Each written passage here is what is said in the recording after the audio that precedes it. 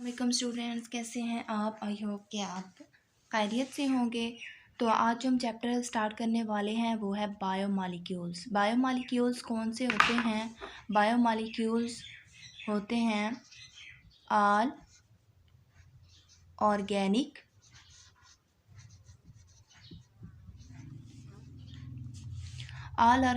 Carbon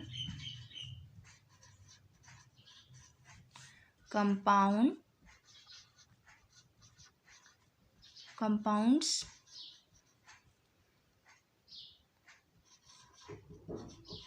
found in living tissue। ठीक है, आपने इस बात को याद रखना है कि कार्बन कंपाउंड होने चाहिए, लेकिन कौन से कार्बन कंपाउंड होने चाहिए? ऑर्गेनिक कार्बन कंपाउंड होने चाहिए। इस बात को आपने याद रखना है। अब आप में से जिसको नहीं पता कि ऑर्गेनिक कार्बन कंपाउंड्स और इनऑर्गेनिक कौन से होते हैं, तो मैं आपको बताती हूँ। ऑर्गेनिक कंपाउंड्स और इनऑर्गेनिक कंपाउंड्स। इनऑर्गेनिक कंपाउंड्स जो होते हैं वो होते हैं जिसमें सी और एच यानी कार्बन और हाइड्रोजन जो होते हैं दोनों एक ही कंपाउंड के अंदर मौजूद होने चाहिए। ठीक है। और इनऑर्गेनिक कंपाउंड्स कौन से होते हैं? जिसमें कार्बन और हाइड्रोजन जो होते हैं वो अलग अलग मौजूद होते हैं, जैसे कि कार्बन डाइऑक्साइड और वाटर। देखिए, इसके अंदर कार्बन है लेकिन हाइड्रोजन इसके साथ नहीं मौजूद है। ठीक है। इसी तरह हमारे पास जो हाइड्रोजन ये वाटर है, इसमें हाइड्रोजन मौजूद है लेकिन कार्बन जो है वो मौजूद नहीं है। ग्लूकोज का फार्मूला आपको आता होगा, C6H12O6 होता है। तो उसमें देखें सी और एच जो होते हैं दोनों एट अ टाइम मौजूद हैं। ठीक है। इस तरह के और कंपाउंड्स को ऑर्गेनिक कंपाउंड्स कहते हैं और इनऑर्गेनिक कंपाउंड्स को CH इनमें इकट्ठा मौजूद नहीं होता, उनको कहते हैं। तो ये ऑर्गेनिक और इनऑर्गेनिक को याद रखने का बहुत ही सिंपल मेथड है। आगे बुक के ऊपर लिखा हुआ था पंजाब बुक में कि मेटाबॉलिज्म के मुतल्लिक भी है, तो आप यहाँ पे इसके बारे में भी सुन लें कि मेटाबॉलिज्म क्या होता है। मेटाबॉलिज्म होता है प्रोसेस होता है एक केमिकल रिएक्शन जो होते हैं, chemical reactions taking place within a cell। ठीक है। जो भी किसी एक सेल के अंदर जितने भी रिएक्शंस हो रहे होते हैं उनको कलेक्टिवली क्या कहते हैं हम? वो कलेक्टिवली क्या कहलाते हैं? हमारे पास क्या कहलाते हैं? कलेक्टिवली हमारे पास कहलाते हैं उसको हम कहते हैं मेटाबॉलिज्म। मेटाबॉलिज्म क्या है? मेटाबॉलिज्म है जितने भी एक सेल के अंदर रिएक्शंस, केमिकल रिएक्शंस होते हैं, उनको हम मजमूई तौर पर क्या कहते हैं? मेटाबॉलिज्म कहते हैं। मेटाबॉलिज्म देख सकते हैं कि उसकी टाइप्स हैं, वो कौन कौन सी हैं। तो आगे हमारे पास है कि जो एनाबॉलिज्म और कैटाबॉलिज्म क्या क्या होते हैं। मेटाबॉलिज्म को आगे मेटाबॉलिज्म को दो में डिवाइड किया जाता है। उसके दो टाइप्स हैं, जैसे कि एनाबॉलिज्म और कैटाबॉलिज्म।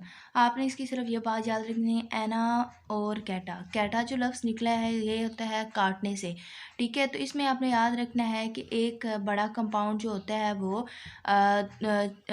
सिंपल कॉम्प्लेक्स कंपाउंड होता है वो सिंपल कंपाउंड्स में टूट जाता है। और एनाबॉलिज्म या एनाबॉलिक रिएक्शंस जो होते हैं, इसमें एक जो स्मॉल कंपाउंड होते हैं वो मिल के एक बड़े कंपाउंड में बन जाते हैं। ठीक है।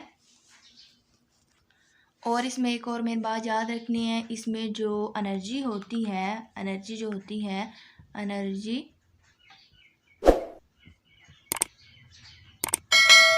इज रिलीज, ठीक है, और इसमें एनर्जी की, ठीक है, ज़रूरत होती है। ऑपोजिट काम कर रहे हैं ना, नीड।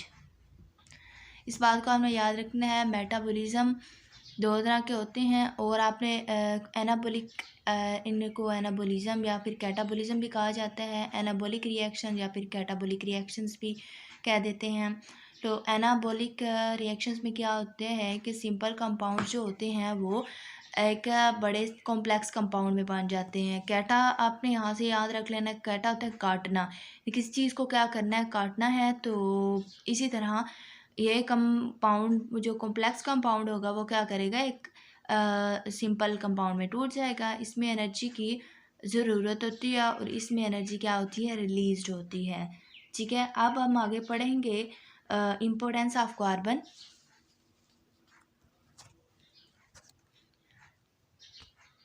आगे देखें कि अब हम पढ़ने जा रहे हैं importance of carbon. Importance of carbon है जो हमारी पूरी केमिस्ट्री है, बायो है, इसमें बायोलॉजी में, इन सब में कार्बन की बहुत ही ज़्यादा अहमियत है, ठीक है। सबसे पहले तो ये क्या है कि बेसिक एलिमेंट है, ठीक है, basic element.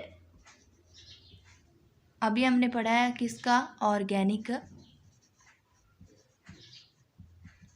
Compounds. Organic compounds में, और नेक्स्ट ये क्या होता है, ये कार्बन जो है टेट्रा, ठीक है, टेट्रा विलेंट।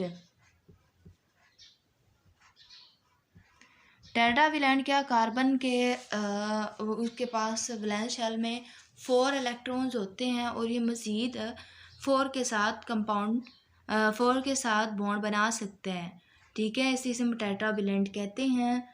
और जब ये क्या करते हैं, दूसरे के साथ जब ये रिएक्ट करता है तो ये कोवलेंट बॉन्ड बनाता है। कोवलेंट बॉन्ड आपको पता होना चाहिए, कोवलेंट बॉन्ड कौन सा होता है, जब दो या दो से ज़्यादा एटम्स क्या करते हैं, अपने इलेक्ट्रॉन्स को शेयर करते हैं, ठीक है। शेयरिंग जब होती है तो वो कौन सा बॉन्ड बनता है, कोवलेंट बॉन्ड बनता है। और कोवलेंट बॉन्ड का एक फ़ायदा होता है कि जब कोवलेंट बॉन्ड बहुत ज़्यादा एनर्जी को स्टोर कर सकते हैं। तो इस तरह अगर हम इसको इस तरह के जो भी कोवलेंट बॉन्ड्स बनाते हैं उनको उन कंपाउंड्स को अगर तोड़ें तो उससे हमें बहुत ज़्यादा एनर्जी मिल सकती है, ठीक है। आगे इसके जो है ये स्टेप हो गए मेन, और काम क्या ये काम करता है, स्टेबल करता है, कॉन्फ़िगरेशन करता है। आगे आपको पता होना चाहिए इसका काम क्या होता है कि ये स्टेबल कॉन्फ़िगरेशन जो होती है ये सेल के जो बहुत कॉम्प्लिकेटेड स्ट्रक्चर्स होते हैं उनकी तैयारी में इस्तेमाल होता है, ठीक है, कार्बन। देन कार्बन मतलब कितने तरह के हो सकता है, किस तरह का स्ट्रक्चर बना सकता है, तो ये बना सकता है। तो कार्बन कौन कौन से स्ट्रक्चर बना सकता है, कार्बन रिंग्ड स्ट्रक्चर बना सकता है, जैसे कि बेंजीन का अनब्रांच्ड स्ट्रक्चर बना सकता है और ब्रांच स्ट्रक्चर बना सकता है। तो इस बात को आपने याद रखना है। अब देखते हैं कि कार्बन जो है मतलब आम तौर पर किन किन के साथ कॉम्बिनेशन करता है, किन एलिमेंट्स के साथ, ठीक है। अब कार्बन देखें, कार्बन कॉमनली किस किस के साथ कॉम्बिनेशन करता है, वो है हाइड्रोजन, ऑक्सीजन, नाइट्रोजन, फास्फोरस और सल्फ़र, ठीक है। जो हमारे पास मेनली बात की है, अगर इसके साथ बनाता है तो ये एक पोटेंशियल सोर्स के तौर पर काम करता है, ठीक है, पोटेंशियल सोर्स के तौर पर काम करता है। देन जो इसके साथ हमारे पास कार्बन और ऑक्सीजन का बनता है, कार्बन और ऑक्सीजन का, तो इसमें ये जब मिलते हैं तो ग्लाइकोसिडिक बॉन्ड बनता है। और जब इसके साथ कार्बन बॉन्ड बनाता है तो इसके मिलने से पेप्टाइड बॉन्ड बनता है। ठीक है। और मेन बात याद रखें कि पेप्टाइड बॉन्ड जो होता है वो अमाइनो एसिड्स के दरमियान बनता है, और ग्लाइकोसिडिक बॉन्ड जो होता है कार्बोहाइड्रेट्स के दरमियान बनता है। ठीक है। तो इनके भी आगे इस्तेमालात हैं, लेकिन यहाँ पर अभी तक इन्हीं के बताए गए हैं, तो आपने इस बात को अच्छी तरह याद रखना है। अब हम इम्पोर्टेंस ऑफ वाटर करते हैं।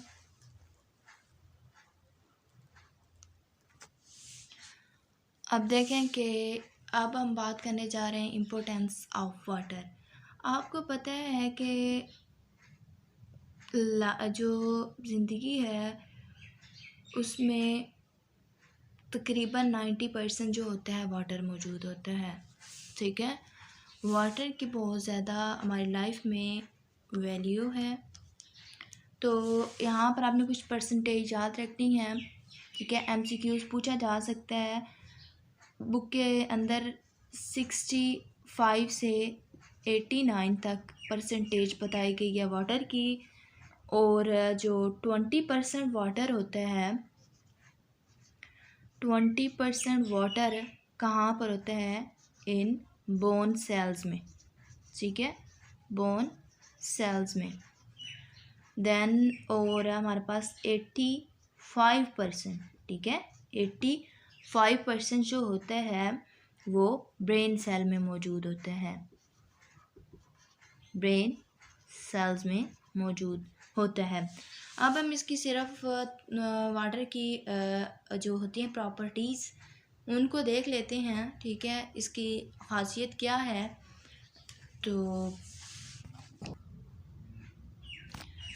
तो इसमें अब देखें कि वाटर की कौन कौन सी प्रॉपर्टीज़ हैं।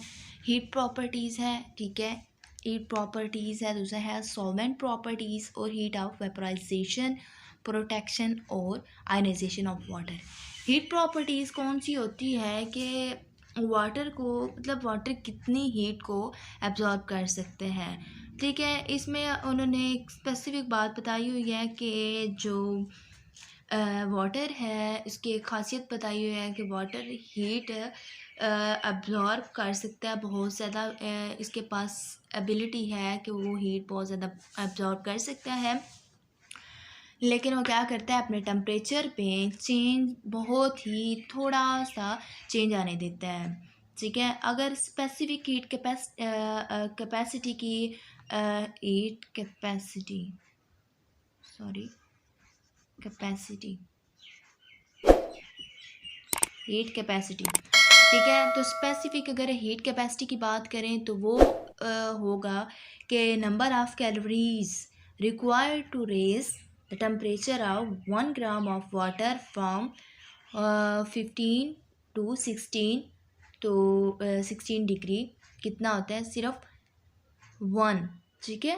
इस बात को आपने याद रखना है। और तो और वाटर एक टेम्परेचर स्टेबलाइज़र के तौर पर काम करता है। टेम्परेचर स्टेबलाइज़र कौन सा होता है कि जो टेम्परेचर को स्टेबल रखने में मदद करता है। देन हमारे पास सॉल्वेंट प्रॉपर्टीज़, आपको पता है कि वाटर को यूनिवर्सल सॉल्वेंट कहा जाता है।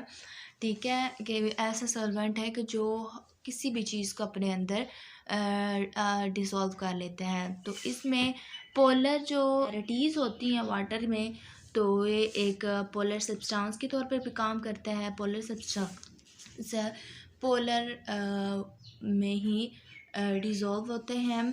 देन आयोनिक सब्सटेंसेस, ठीक है, जब आयोनिक सब्सटेंसेस को वाटर के अंदर डिसॉल्व किया जाता है तो वो आयंस जो होते हैं अलग अलग हो जाते हैं और बना लेते हैं नेगेटिव और पॉजिटिव आयंस बना लेते हैं। ठीक है। इसी तरह अगर हम एक सॉल्यूशन में आयंस और मॉलिक्यूल्स को मतलब छोड़ दें उसके अंदर, तो वो एक क्या करते हैं, एक दूसरे के साथ फेवरेबल स्टेट में एक दूसरे के साथ रिएक्ट करते हैं, ठीक है।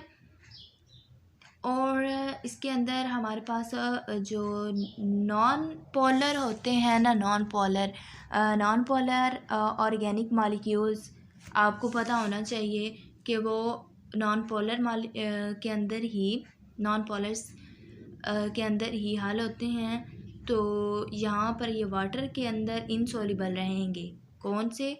नॉन पोलर ऑर्गेनिक मॉलिक्यूल्स ये वाटर के अंदर इनसॉल्युबल रहेंगे। और इससे क्या फ़ायदा होता है कि ये फिर जो नॉन पोलर ऑर्गेनिक मॉलिक्यूल्स होते हैं ये मेम्ब्रेन को सेल की मेम्ब्रेन को मेंटेन रखते हैं।